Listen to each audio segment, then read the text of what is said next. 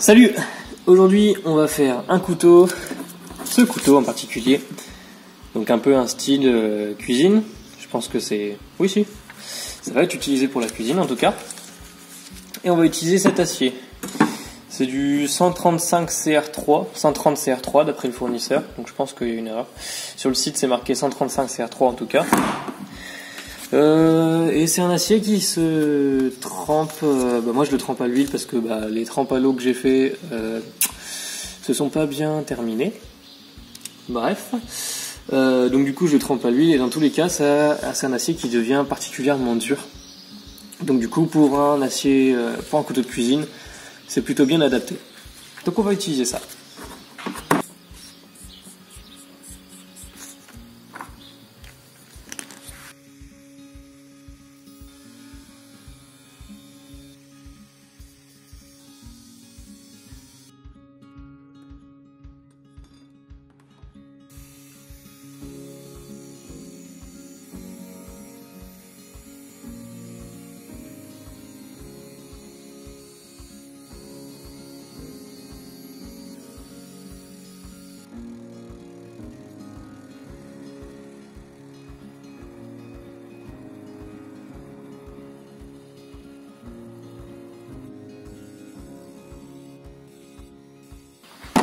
Voilà où on en est.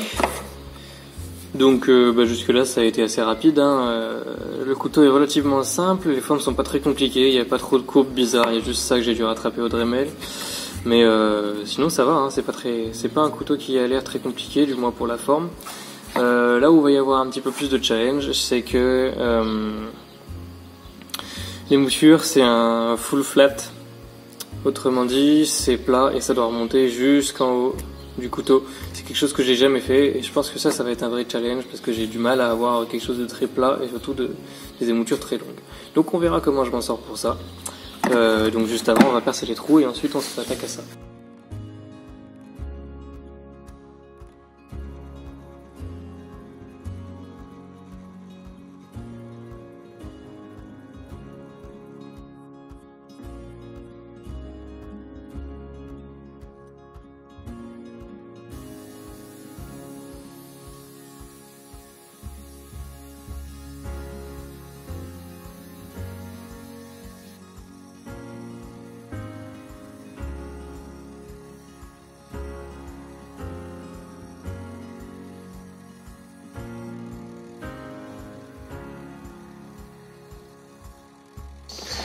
Ok, donc voilà où j'en suis avec le couteau. Je viens de finir les deux émoutures. Et donc c'est bien du full flat, je suis content, j'ai réussi à avoir une émouture bien plate de chaque côté et qui monte jusqu'en haut. Première fois que je fais ça, c'est pas excessivement compliqué, simplement c'est long. Mais je le referai peut-être. À voir comment... Ouais, je le referai je pense.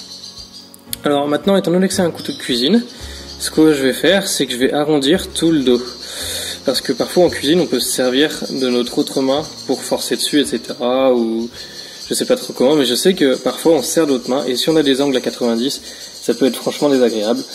Et du coup je pense que c'est une bonne petite amélioration d'arrondir le dos du couteau.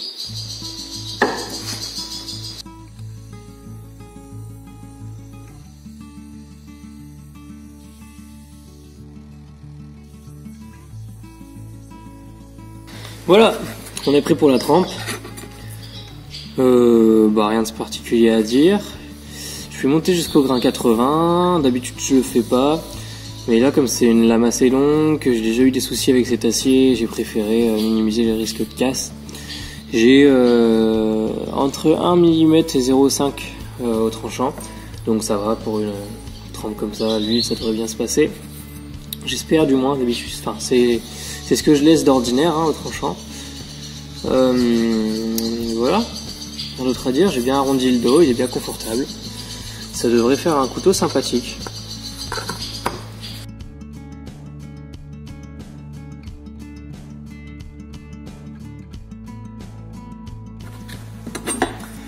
Le couteau a été trempé et a eu un revenu. J'ai a priori pas de fissure, pas de casse, rien du tout. Et il est droit. Donc je vais blanchir la lame et faire du polissage.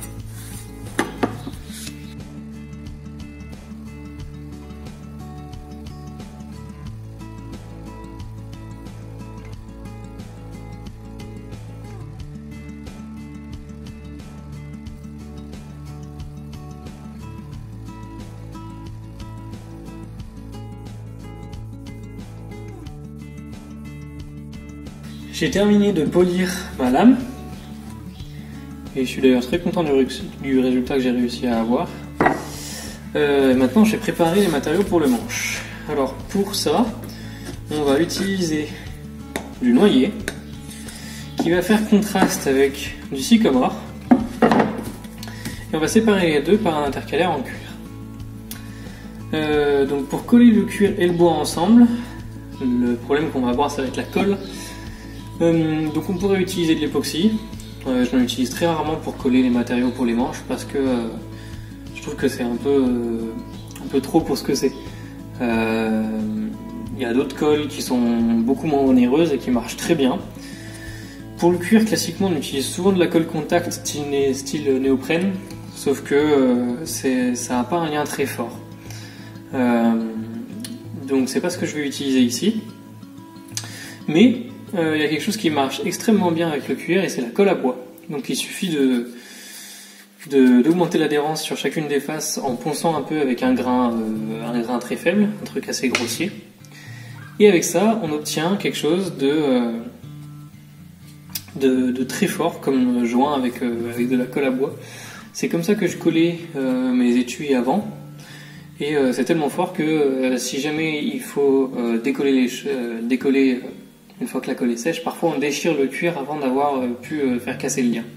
Donc ça va être amplement suffisant pour monter notre manche.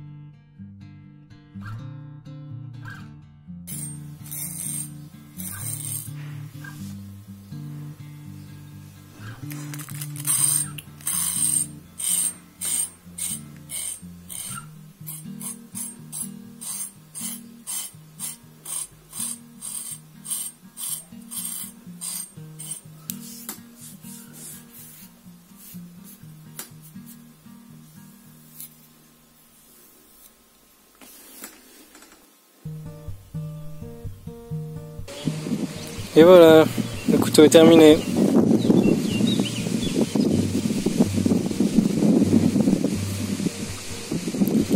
Très content de ce projet. J'ai réussi à avoir une belle finition, bien homogène. Enfin, pas trop mal homogène du moins sur la lame. Ça, j'en suis bien content. Le dos est parfaitement arrondi, donc si on veut appuyer dessus, on se fait pas mal. Et j'avais vu ça dans une vidéo de Alex Steel, il me semble.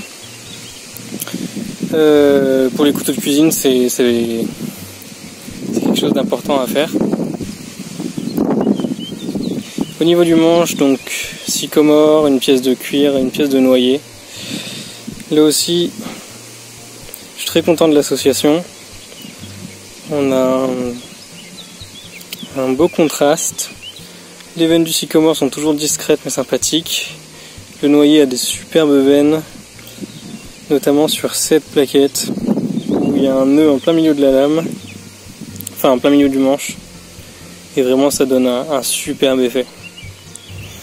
Voilà, avec les petits intercalaires rouges qui rehaussent tout ça.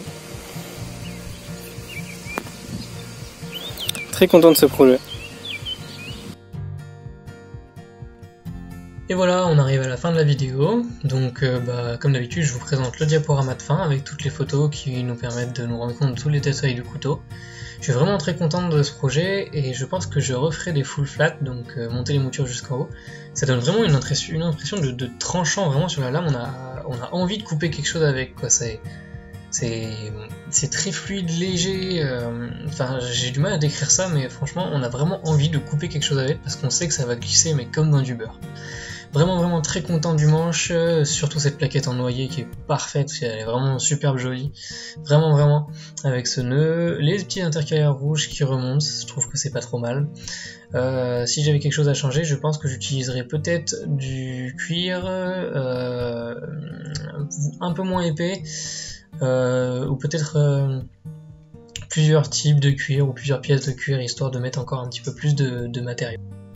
Voilà, donc si vous avez aimé la vidéo, n'hésitez pas à la liker, à la partager et à vous abonner pour pas louper les prochaines.